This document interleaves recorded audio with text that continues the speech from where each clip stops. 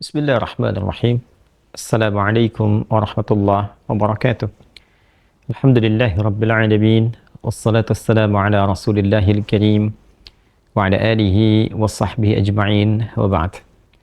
Saudara-saudariku dimanapun Anda berada, semoga Allah subhanahu wa ta'ala memuliakan, menyehatkan, melindungi kita sampai dengan detik ini kita dapat bersua.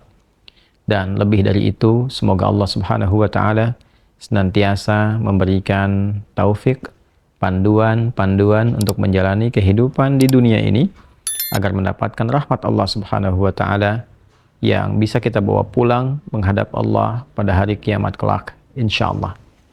Teman-teman, malam ini di tanggal 26 Oktober 2023 Masehi, edisi spesial yang biasanya kita membahas Aqsa dengan cukup panjang. Kali ini kita ingin berbagi pesan yang sangat singkat. Yang dalam singkat ini kita ingin mengingatkan baik kepada diri saya pribadi dan kepada kita semua tentang satu bagian dari ayat Al-Quran yang kiranya penting kita renungi, yaitu Quran surah ke-81 At-Takwir di ayat ke-26 saat Allah Subhanahu wa ta'ala berfirman, "Fa'aina tadhhabun?" Maka engkau itu sesungguhnya mau kemana? Ayat yang singkat tapi begitu padat dan sangat mendalam, memberikan satu kesan yang cukup menusuk ke dalam jiwa setiap manusia. Pertanyaan yang datang langsung dari pencipta kita, sesungguhnya engkau mau kemana?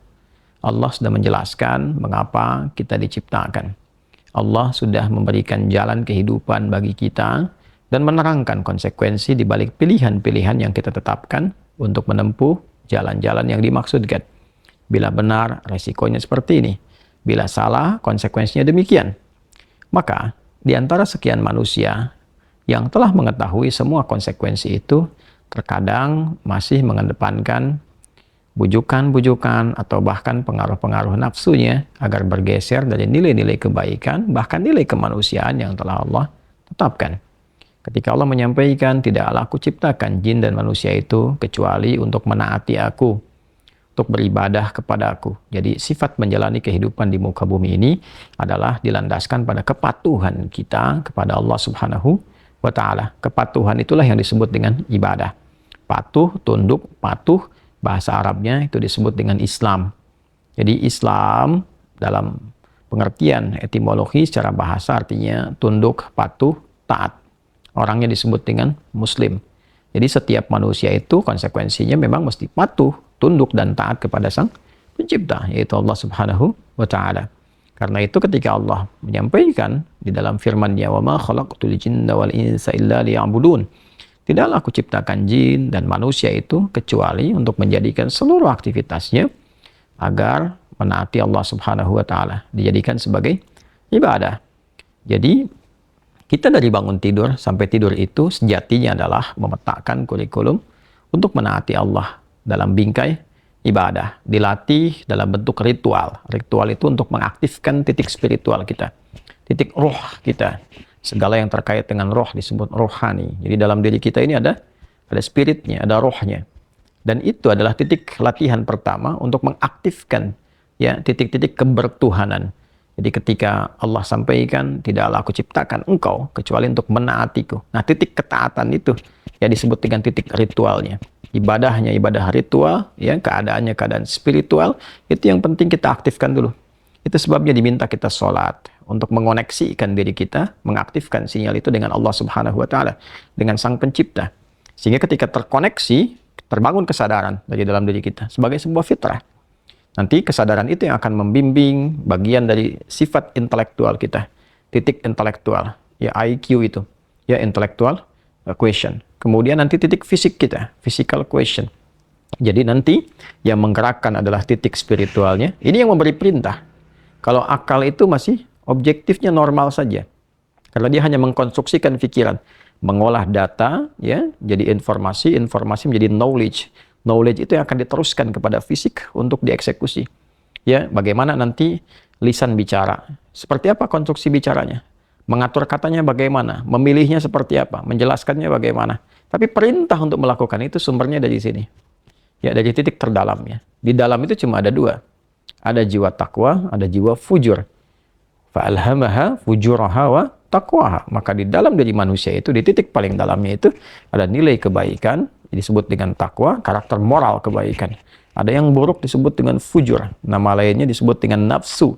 Karena dari fujur keluar su, melewati nafas. Nafas ketemu su, jadi nafsu. Quran surah ke-12 ayat 53. Wa ma ubarni'un nafsi innan nafsa la'ammaratum bisu illa ma rahima rabbi. Maka semua tindakan kita, menatap, mendengar, berbicara, bertutur, sampai dengan berjalan, ujung kepala sampai ujung kaki, yang kita jadikan sebagai bagian dari perangkat beraktivitas itu, semua tatanannya, perintahnya kalau tidak dari takwa adalah dari fujur. Kalau bukan dari sifat baik, sifat buruk yang bersumber dari nafsunya. Maka semua kegiatan yang kita desain dalam setiap hari itu, kita tata. Dan Allah tanya, baik, engkau untuk apa bekerja? Ya Allah, saya ingin mencari rezeki. Baik, bagus. Untuk dapat uang. Setelah dapat uang mau kemana?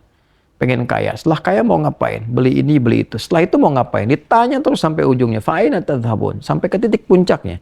Kalau kamu sudah meraih apa yang kamu inginkan itu, harta sudah banyak, terkumpul, sudah mewah, rumah sudah megah, mobil melimpah, hidup juga kaya begitu rupa, terus mau ngapain? Ya. Maka orang-orang yang bingung pada akhirnya, dia mencari-cari ketenangan. Akhirnya balik lagi. Sudah kaya segala rupa, cuma cari ketenangan, akhirnya balik lagi ke desa, nyewa gubuk, nanam kangkung, nanam cabai. Terus kalau memang dengan seperti itu bisa bahagia, kenapa selama ini kerja keras mendapatkan sesuatu yang dikumpulkan? Balik ditanya. Kamu kedudukan pengen jadi apa? Terus. Yang di militer pengen dapat bintang 1, 2, 3, 4. Kalau perlu, jenderal besar, bintang 5. Setelah itu mau ngapain? Mau diarahkan kemana semua itu? Karena pada akhirnya semua bintang akan berguguran. Ya, wafat juga, meninggal juga. Kalau sudah selesai, purna, selesai. Demikian yang punya ilmu, punya jabatan, macam-macam. Mau diapain? Ya, ketika semua titik itu mencapai pada titik jenuhnya, di akhir itu akan balik kan. Ya, jabatan purna, harta juga jenuh, ya. Nah, di titik itu kita disadarkan, ditanya, mau kemana? Maka dijawablah dengan jawaban yang sangat mendalam. Inni dzahibun ila rabbi sayahdin.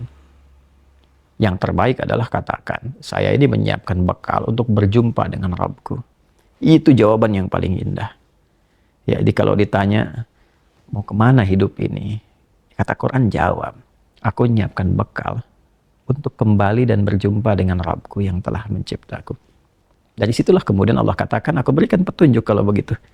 Yahdin. Ya, aku berikan petunjuk kata Allah. Jadi orang-orang yang menyiapkan semua aktivitasnya dan dia lakukan untuk Allah, berjumpa dengan Allah, maka Allah akan berikan petunjuk dalam setiap aktivitas kehidupannya. Diberi petunjuk bagaimana mata memandang, telinga mendengar, lisan bicara, sampai kaki berjalan.